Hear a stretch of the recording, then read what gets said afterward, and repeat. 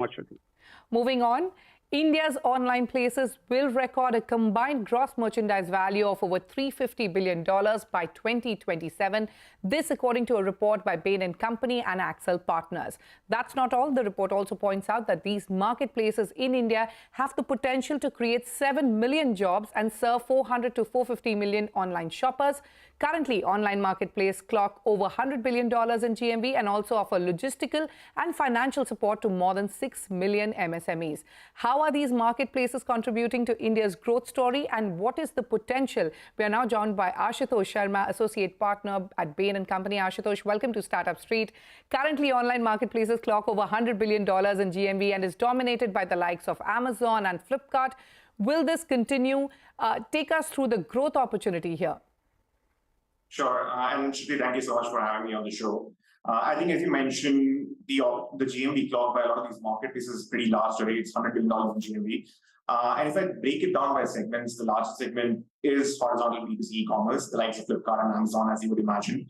But I think the interesting thing that we found as we were working on this report is a lot of the GMV, the remaining 50%, is contributed by multiple different segments. There's upstream B2B. There is fintech marketplaces as shipping and logistics, online food delivery, travel and mobility. And again, all of these together contribute to $100 billion plus.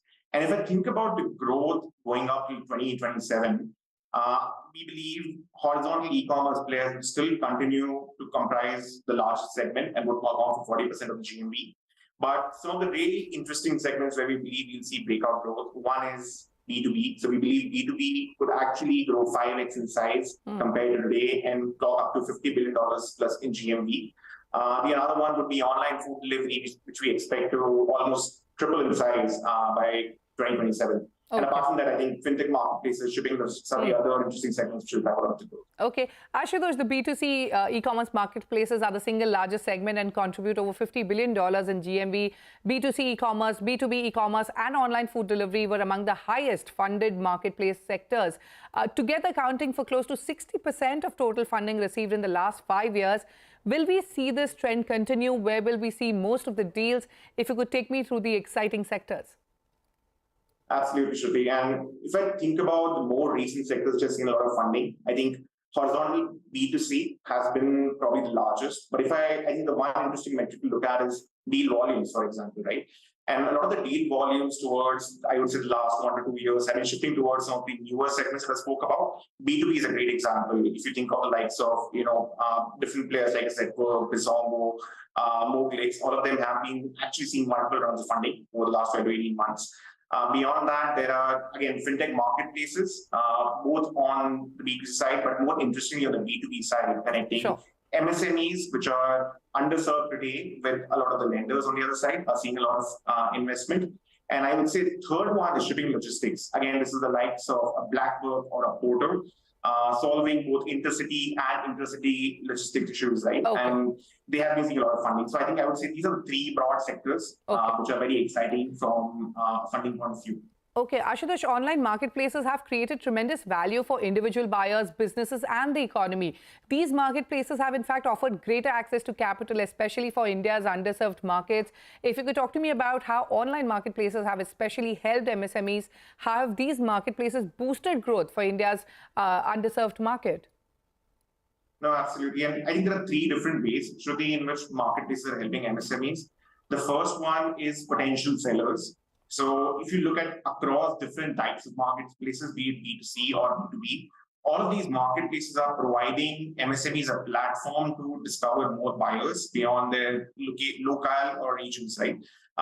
Being able to sell these products to buyers pan-India, so allowing them pan-India reach, providing support in terms of warehousing, packaging, logistics, any kind of support they need to reach these customers. And lastly, the most important point, which is, I would say, very relevant in the B2B space, is also providing them working capital financing or working capital support, which has been a big boost for a lot of these MSMEs to grow, right? So there have been multiple different ways in which marketplaces, both B2C, B2B, have been enabling MSMEs, both as buyers on one side, as well as sellers of goods and services. All right. One final question, Ashutosh. It's not only capital or growth, but online marketplaces have created many jobs as well. If you could take me through the kind of employment opportunity and the potential these marketplaces will bring. Sure. I think in terms of the jobs, Shruti, the biggest impact has been seen in the gig economy, right? So if you think about all the delivery agents that are employed by, say, online food delivery players, or a lot of the B2C e-commerce players, or a lot of the livelihood provided to, say, truckers, for example, in the shipping logistics sectors, right? Or again, talking about a lot of the workers who help with the operations of large B2C e-commerce players like a Flipkart and Amazon. I think these are the various sectors which have been creating jobs. And the kind of jobs that online marketplaces will create will just continue to grow as we see this GMV rise from $100 to $350 billion. And therefore, believe that the number of jobs created will also continue to grow from maybe north of 3 million today to like 7 to 8 million jobs in the next 4 to 5 years. Okay. Ashutosh, we've completely run out of time, but many thanks for your insights and many thanks for joining us on the show today. Thank you so much. All right, on that note, we'll move on where the Canadian coffee chain Tim Hortons is now on track to open 120 stores in India over a 36-month period. The chain is initially focusing on North India and later it will expand into other regions as well. On the sidelines of the Indian Congress restaurant, my colleague Aishwarya Anand caught up with Naveen Gurnani, who is the CEO of Tim Hortons India, to talk to him about the company's expansion plans and began by asking him what kind of footfall the brand has experienced since the opening of its first outlets in India in the month of August. India has been on our mind for some time, but then obviously COVID delayed things a little bit. And we are here now, the soonest that we could get here. What's been validated is how welcoming the Indian customer has been to this brand. I mean, knock on wood, things have gone exceptionally well. Correct. We've been open for a little bit over 3 months now, and I don't know if you visited, but quite busy. I'm very pleased, very grateful. All right. Now take us through your expansion plans. Now that you've already opened in Delhi and Chandigarh, which cities are you more planning to enter by the end of this year or by the end of by the end of 2023? First 12 months, we'll stay in the northern belt. So Delhi, Punjab, many cities within Punjab. We'll soon be in Ludhiana and Amritsar and Jalandhar and Patiala and Bathinda. But the next market that we are focusing on is the Western Indian market, which is Maharashtra, Gujarat, Goa, and that we expect to open the first few stores by June of 2023. All right. Now, there has been an unprecedented increase in the number of coffee lovers in India, and along with that, we've also seen a lot of new chains coming up that are catering to the affordable range. So I want to understand, what is your target audience and what is the average pricing at Tim Hortons for the Indian consumer? So the positioning is what we recently coined this term, premium with friendly pricing. So as you go into the restaurants, it's a very premium feel, but it's easier on the wallet. I don't like to make comparisons, but it's easier on the wallet. And what we've also been very happy about is that it's the coffee and some of the iconic beverages, the French vanilla, the Java chip ice cap, the double latte. These are iconic Canadian Tim Hortons original favorites. They've been very well accepted.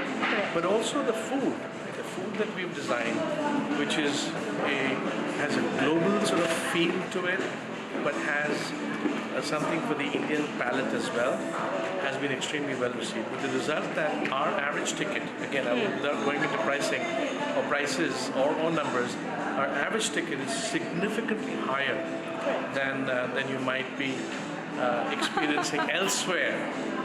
All right. I also want to understand from you that the coffee chain market in India is expected to reach a size of $4.2 billion in the next 2 years, correct?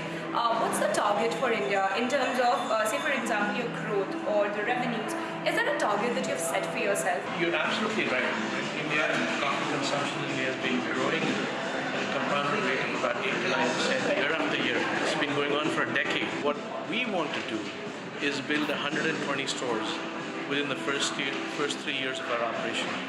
And we have been right on target. Tim Hortons has recently partnered with Alibaba's grocery chain, that is Freshable. So I want to understand that in terms of India, is Tim Hortons planning to partner with some of the e-grocer players to start selling the products to consumers at their home, at their convenience? Right now, we are focused on building our brand in India with our brick and mortar presence. But we're already delivering. With a cafe experience, essentially. Cafe experience. All right. But we're already delivering. Yeah. So you can order through our partners, Zomato and Swiggy. And as I said, as things evolve, we want to be where our customers are. And so don't be surprised if you see us in the grocery store. No reason not to, right? All right, right now the focus for Tim Hortons is to build a